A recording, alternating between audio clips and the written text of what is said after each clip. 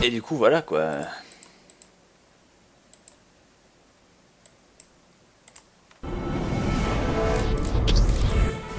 Tu quittes. Tu relances.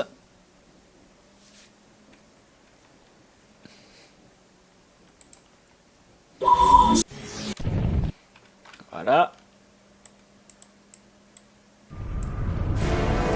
D'avoir relancé, ça te permet de faire ça. Tu peux revenir dans la campagne.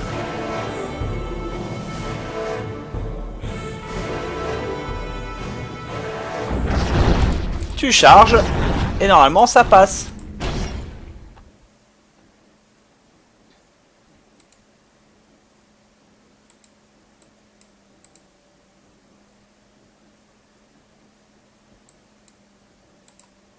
Normalement.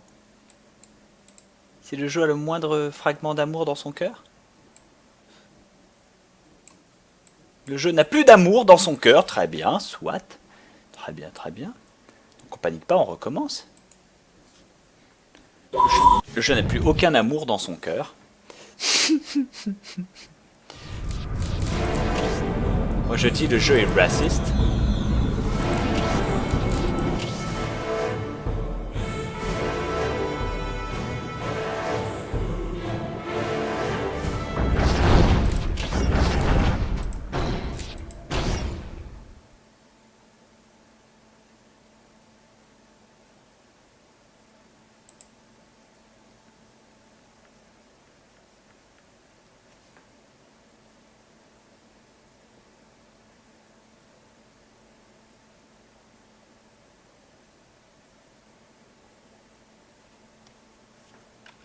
Ok, soit.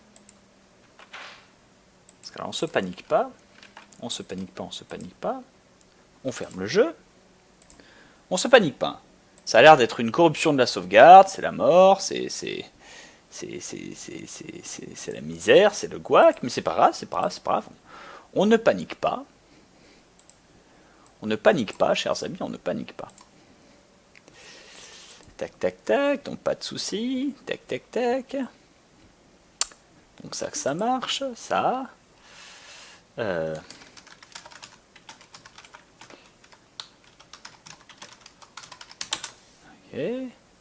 Tac, tac, tac.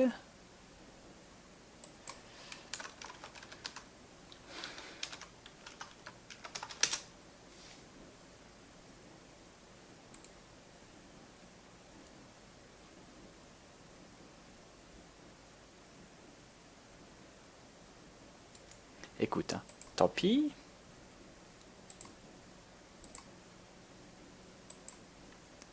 Tac, tac, tac.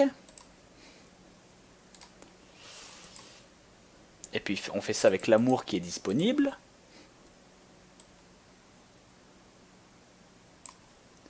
Voilà, c'est en anglais, mais c'est pas grave. During the Kaurava conflict, the Imperial Guard were some of the hardest hit by Dark Eldar hit-and-run tactics. These raids, often small in size, came under the cover of darkness and at lightning speed. Often, the guardsmen on duty would not have returned a single shot before the Dark Eldar ships were speeding away, laden down with captives and other spoils. The Dark Eldar penchant for speed, fear, and striking from the shadows served them poorly. However, when they found the 252nd Conservator Regiment pounding on their door, no amount of running or hiding could save them. The Imperial Guard swept over the Blackheart Cabal's compound on the moon of Lacune, crushing everything under its mighty martial treads. The Imperial Guard soldiers were horrified at the tortured and mutilated comrades they saw there. And when their victory was near, this was channeled into a vindictive rage, which did not subside until the enemy's buildings and vehicles were shattered, leveled, and then crushed into dust. Bon, en résumé, ils leur ont roulé dessus. Roulé dessus genre très très très fort. Genre les gens sont morts. Hein. Puff, puff, puff. J'arrive.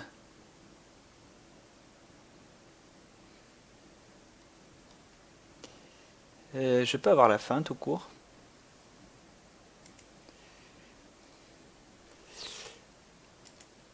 Voilà. Hop.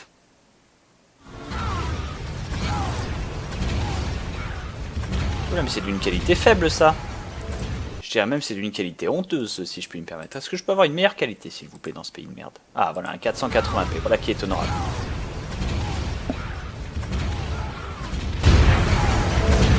The 252nd Kauravan Conservator Regiment proved the right to rule in no uncertain terms.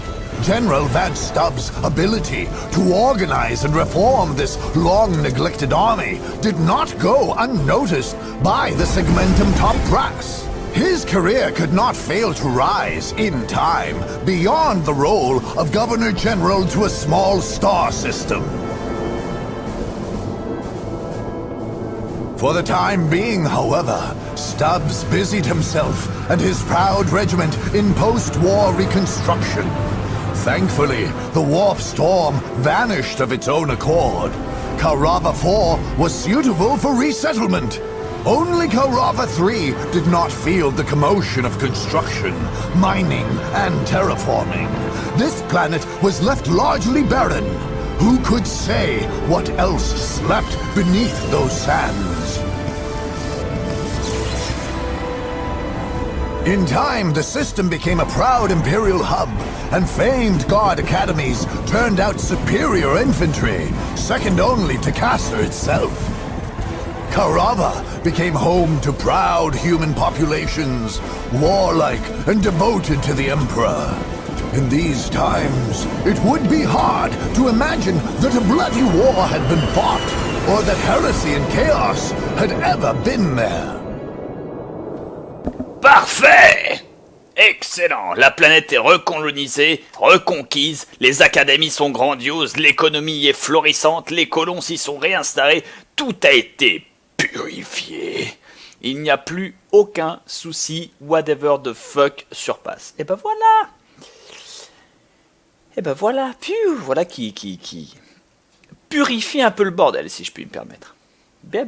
Et le général Stubbs, après, non, il n'y a pas eu d'exterminatus, et oui, pas eu d'exterminatus, parce que tout a très bien fonctionné, et du coup, voilà. Victoire totale et absolue, c'est la bonne nouvelle, et j'aime bien quand tout ceci se passe ainsi, ça signifie qu'on a bien fait le travail. Voilà, pour ceux qui voulaient le savoir. C'est donc la fin de ce live sur Warhammer 40 000. Plus jamais je touche à ce jeu.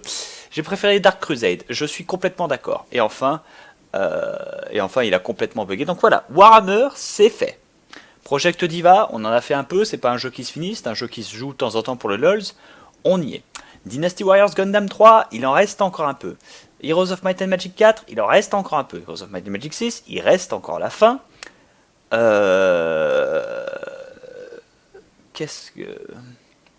Mass Effect, on l'a fini. X3, j'en avais montré un peu, mais c'est autre chose. Assassin's Creed, on l'avait fait. Qu'est-ce qui manque? Pour ceux qui vont me dire Baten Kaitos, non, parce que Baten Kaitos, il s'est terminé au moment où tu as gagné. Genre, pour de vrai, tu y rejoueras plus? Non, Umi.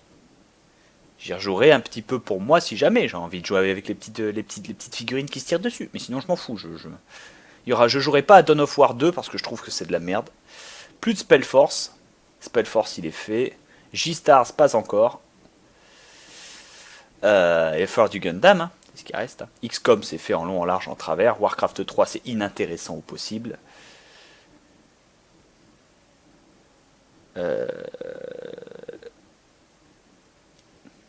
sais pas pourquoi tu préfères Dark Crusade. Je veux dire, certes, il est buggé, mais plein de races, c'est cool. Parce qu'on sent que l'histoire de Dark Crusade était plus travaillée, qu'il y avait plus de fluff, plus de lore, plus de développement sur la map, et honnêtement, la map de Korava 4, même si elle est cool visuellement, elle est ultra chiante à naviguer.